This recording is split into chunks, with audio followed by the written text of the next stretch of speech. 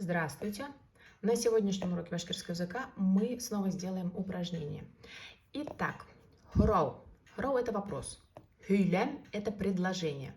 Хурау хюйлем – это вопросительное предложение. Имя существительное исем. В данном случае айгуль, айрат – это имена. Ул – он, мин – я, китаб – книга, дефтер – тетрадь, был этот, это и так далее. Далее вопросительные слова кем, кто, ниме, что, укаусы, ученик, кайда, где, укатаусы, учитель, кайдан, откуда, үфі, уфа, Оренбур, Оренбург, үфтәл, стол, кәште, полка. Вопросительное предложение формируется при помощи частицы. Обычно мы добавляем м, ме, ошумы, ошу, да, например, этот, ошумы, этот, үй, например, слово үй, дом, үймы, дом, то есть частица вот эта добавляется и интонация вопросительная. Итак, примеры. Айгуль, укаусыма, айгуль, ученица, укаусы, вот мы знаем, это ученик, да, и добавляется частица м.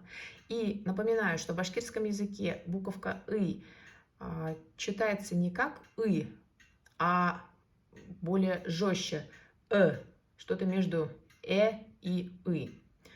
Укаусы м.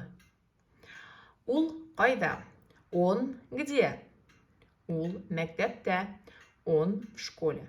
То же самое предложение мы можем использовать и для нее. Ул, она где? Ул кайда? Ул мектепте, она в школе. Мин, укытаусы түгелме? Я не учитель? Вот вопросительное, да?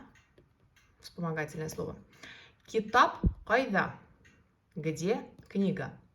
Китаб кештелле. Книга на полке. Ул кайдан?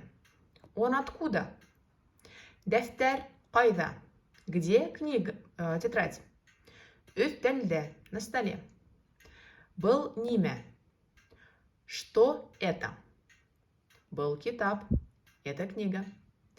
Хин кайдан? Ты откуда? Үфүненме? Из Уфы. Вот вопросительная частица, да? Айрат Оренбурданмы?